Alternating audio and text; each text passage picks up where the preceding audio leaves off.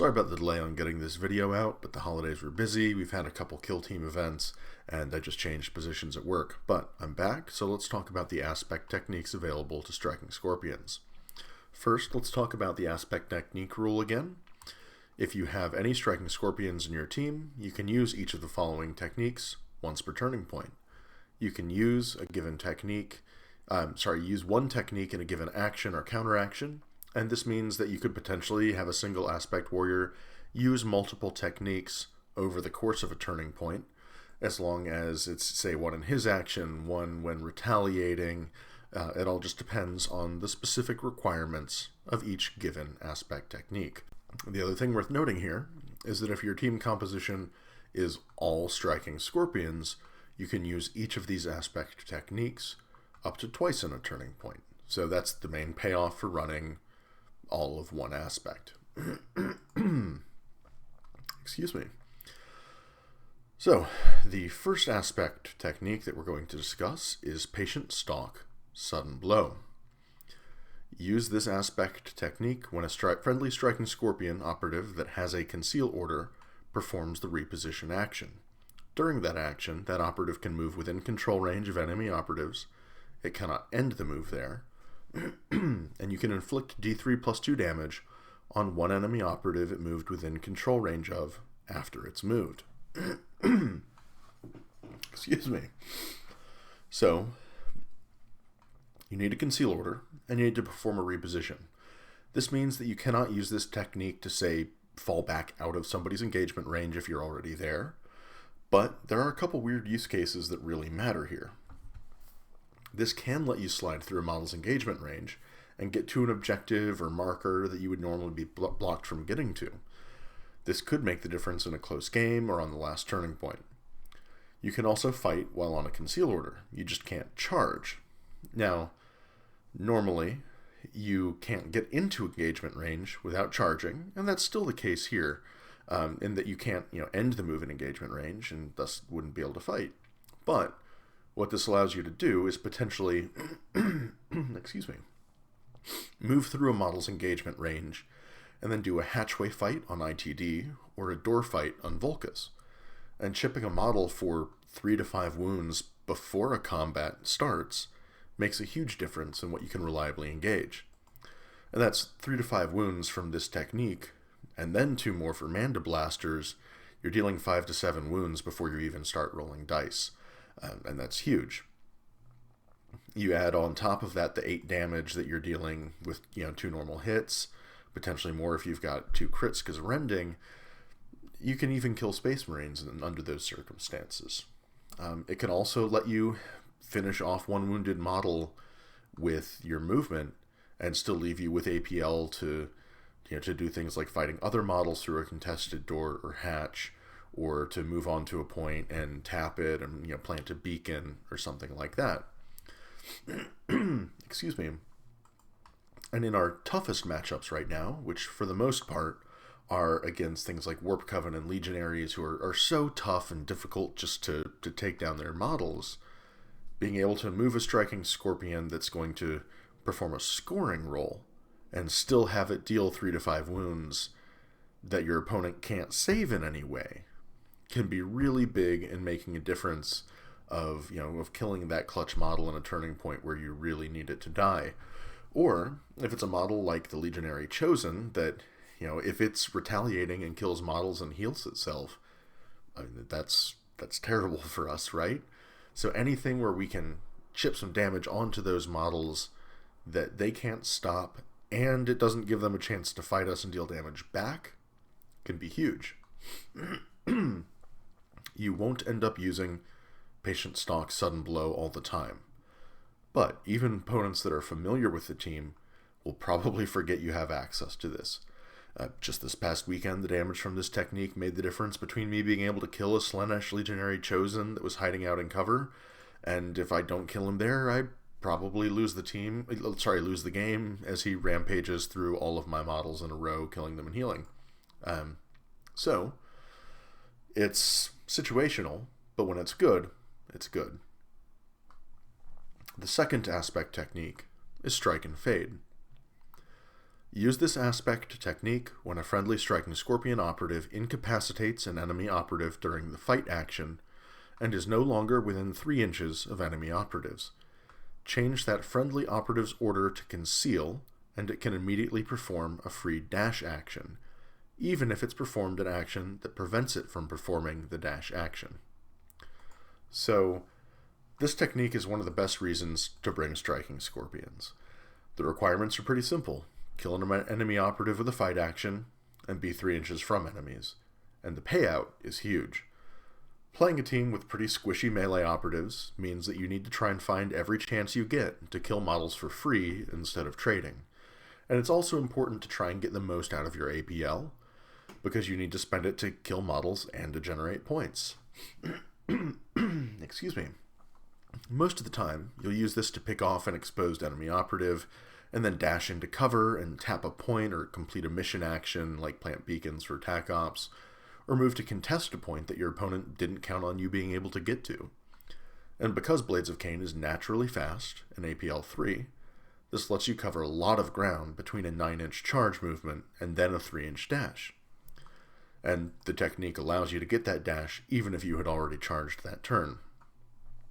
Now, since I have mentioned tac ops, I frequently like to play Overrun, especially into horde teams, and the ability for this technique to get a kill while on the enemy side of the board and then to tuck into a weird spot where you can't be shot and to change your order back to conceal, it's a really good way to get a model deep into enemy territory. And by the same exact logic, it can be really good for denying things like contain. You know, it can often be easy to get into the opponent's half of the board to deny the first point off contain, but really difficult to get deep enough to stop that second point without sacrificing models. Blades of Khaine can't afford to just throw away models moving and dashing to deny points in most circumstances. But if you can, say, charge, get a kill, and then end up with a model in the enemy backline denying contain that's then ready to do it again the following turn, that can be huge. You can also use this technique as part of a counteract action if you happen to end up in engagement with an enemy model, your opponent outnumbers you, you get that counteract off and have the ability to fight there. So keep it in mind, that probably won't be happening all that often. Most of the time, if people are engaging our models are dying. Sometimes the opponent's model is dying, but usually someone is. But sometimes it'll happen, especially if certain teams might want to give bear hugs to models to get combat support or something like that. And if they haven't had a chance to get a second model in yet, this can be huge. And then finally, on into the dark, you can use this technique when performing a fight action as part of a guard action. This is pretty corner case, but it can cause problems for a number of teams if they have to, say, open a door and then get a model killed by a striking scorpion lurking on the other side, which then dashes out of visibility and changes its order. That's going to be a little bit more corner case, but on the guard action, when you do a fight, you are the active operative, which allows you to use techniques like strike and fade. Excuse me. So like I said, this is one of the more powerful techniques that striking scorpions have access to. Anything that gives you additional movement in this game is really good. Anything that gives you additional movement breaking the core rules of the game, so a dash after you've already charged, those tend to be things that are especially good as well. Anything that gives you additional action economy, because that extra dash is free, so you're basically APL 4, is even better. The next aspect technique is Scorpion's Eye. Use this aspect technique when a friendly striking scorpion operative is performing the shoot action and you select a shuriken pistol. Until the end of that action, that weapon has the Seek Light weapon rule. Now this one's pretty straightforward. You get Seek Light on one shuriken pistol shooting attack. So if you're using it on, for example, an Exarch, who can natively double shoot, or a model that's using the Starfall Firefight ploy in order to get a second shoot action, only one of them will be able to get Seek Light. If you could get it on both, I'd probably be more excited about Scorpion's Eye and would use it more often. This tends to be most useful on like ITD, if your opponent's relying on light barricades to try and safely sit on points. A striking Scorpion can use its 3 APL to move into range, shoot, and then dash back out of line of sight. Or say on Beta Decima in order to shoot something that's on conceal and on a higher vantage point than you. On Vulcus, this can show up sometimes because of the vantage points and the light cover. You still have the 8-inch range of the pistol, which is longer than pistol range last edition. So it does have some use cases. But for the most part, exposing a striking Scorpion in order to get one shuriken pistol shot is usually not going to be amazing. If you're fighting against something really squishy, then it may kill a model, but you are probably are probably going to end up trading yours, and it's oftentimes not worth it. So if you're going to use this, it's worth keeping in mind excuse me. Sorry, I'm a little bit congested. It's worth keeping in mind not only how you're going to get the shot, but how you're going to stay safe afterwards. So things like smoke grenades, or using the rest of your APL to get back behind cover where you're out of visibility and thus not able to be shot. So again, this is yet another technique that is very situational. Sometimes it's going to be very good. Sometimes it's literally the only way that you can damage a thing you absolutely need to hit those last couple of wounds on, or it's the only way to get an annoying operative off of a vantage point. But you probably won't be using it in every game. Up next is Merciless Strikes. Use this aspect technique when a friendly striking Scorpion operative is fighting. The first time, you strike with a critical success during that sequence. Until the end of that sequence, that operative's melee weapon has the shock weapon rule. So, this one is again fairly situational. You have to be the active operative in a fight, so you cannot use it when retaliating. And like before, you can use it when counteracting if you're the active operative, or performing a guard action fight, just like Strike and Fade. And the effect is pretty straightforward. You get shock on your melee attacks. Striking Scorpions have to roll a 6 the hard way in order to get crits, but they do have rending. So if you're getting 1, you're almost certainly getting 2. And being able to hit for 5 damage and have your opponent discard a success is certainly better than just blocking. So when it's good, it's pretty good. But like most aspect techniques, this isn't always useful. Excuse me.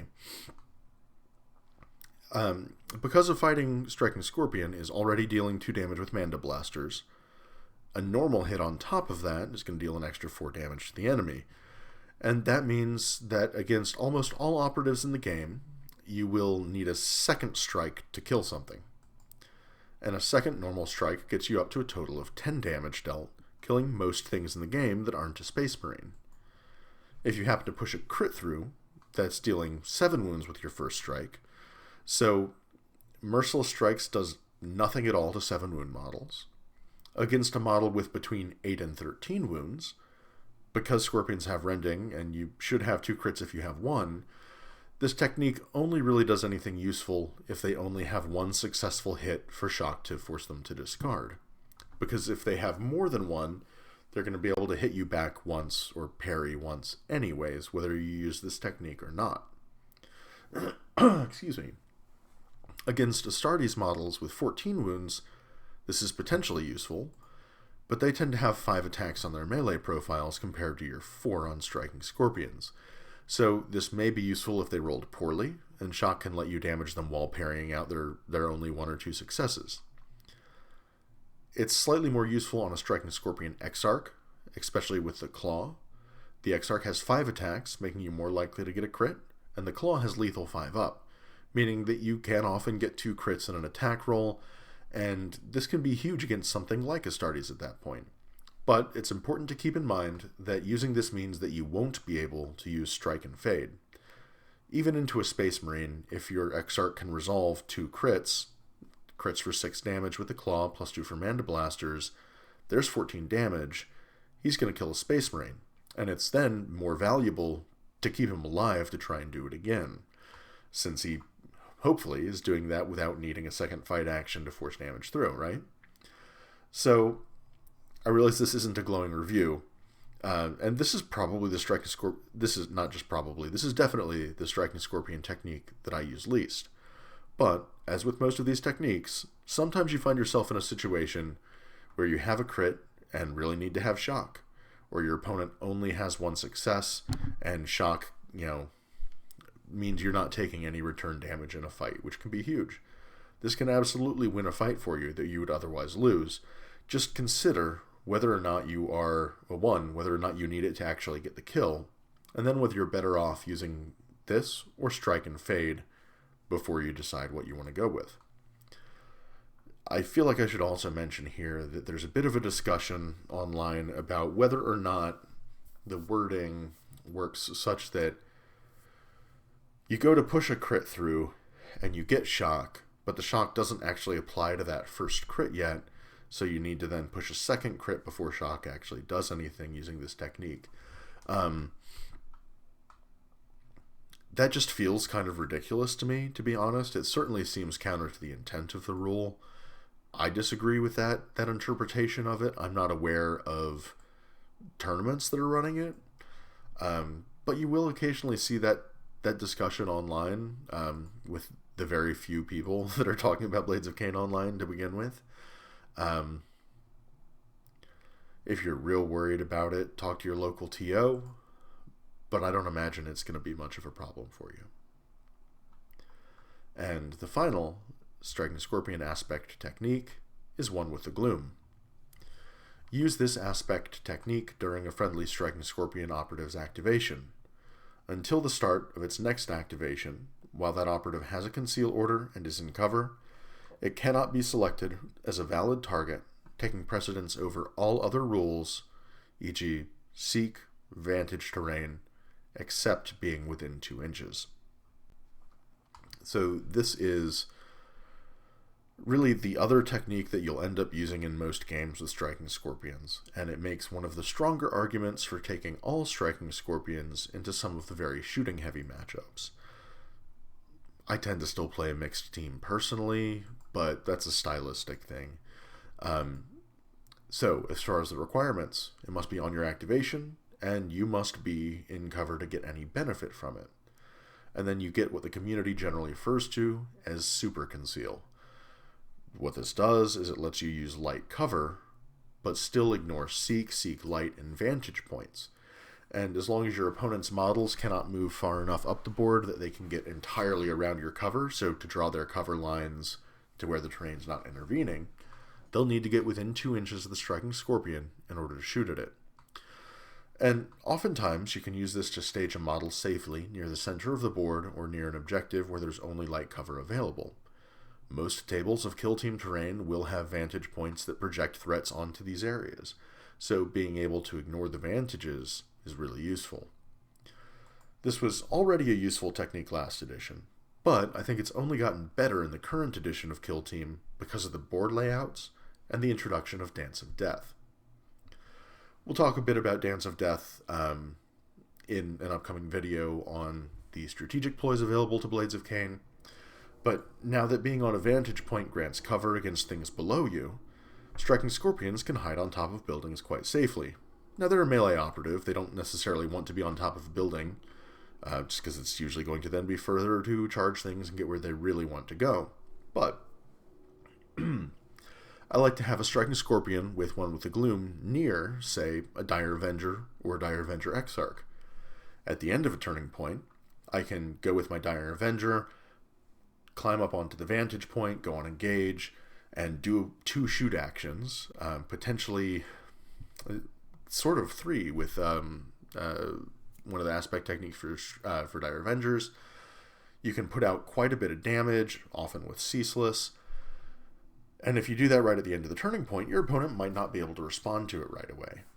Of course, if you win initiative there, you can then do it again and then reposition back down to safety. But if your opponent wins initiative, you can use Dance of Death to pull your Dire Avenger back to a Striking Scorpion's position entirely out of line of sight, and then pop your Striking Scorpion with one with the Gloom up on top of the vantage point where it's entirely safe. So, a Striking Scorpion with one with the Gloom in combination with Dance of Death can be a little insurance policy for some of your ranged pieces, and it can be really frustrating to your opponents. I also really like to use Striking Scorpions staged as far forward as I can safely with one with the Gloom, against teams that are trying to put snipers up on vantage points, or just have otherwise ranged pieces that are difficult to get to. That Striking Scorpion can often get much further up the board into light cover than a Howling Banshee would be able to. And if you win initiative, then you can use Dance of Death to swap them out for a Howling Banshee that's within 6 inches in line of sight of the Striking Scorpion, and then activate that Howling Banshee, use Acrobatic, fly it up onto vantage points, and go after teams in places they really wouldn't expect you to be able to get to them. Regarding terrain, in northern New England, here some of the groups really like Beta Decima, and a Striking Scorpion with one with the Gloom can be quite safe on the ground floor of Beta Decima, sitting on an objective that counts as cover, where most other models would just get shot up by enemies from the gantries. They can also make use of the light cover that sits near the center of near the center objectives on some of the Vulcus boards from Approved Ops. There's almost always a vantage point overlooking these terrain pieces, so without one with the Gloom, or a similar ability, they aren't very useful as places to actually stage your models. But one with the Gloom really opens up a lot of real estate to stage Striking Scorpions safely. And being able to use this twice in a turning point when you run all Scorpions can let you project threats in multiple places that most teams can't. And this, combined with Strike and Fade, is why Striking Scorpions can be good into some of those shooting heavy matchups that would trade really profitably against Howling Banshees, for example. I'll do later videos talking about specific matchups, especially after we get a balanced data slate, but just some initial things to think about here. So, to wrap up, out of these 5 techniques, there are 2, in Strike and Fade and one with a Gloom, that are really good, and sort of define the play patterns of Striking Scorpions. The other 3 are very situational, but give us tools that can sometimes solve a particularly bad situation and get you a win. So, I hope that's some useful information. That should be a good starting point on the Striking Scorpion techniques. I'll try and get a video out on the Howling Banshee techniques as soon as possible, and then we'll talk the strategic ploys, the firefight ploys, and equipment, and then start doing videos talking about specific matchups and specific board layouts and ways that we can try to abuse them. Thank you very much for your time. I appreciate it. Please like and subscribe to the channel if you're enjoying the content, if you want to hear more about Blades of Khaine and some very adequate strategies with elves. Until next time, I hope you all have a nice evening. Bye.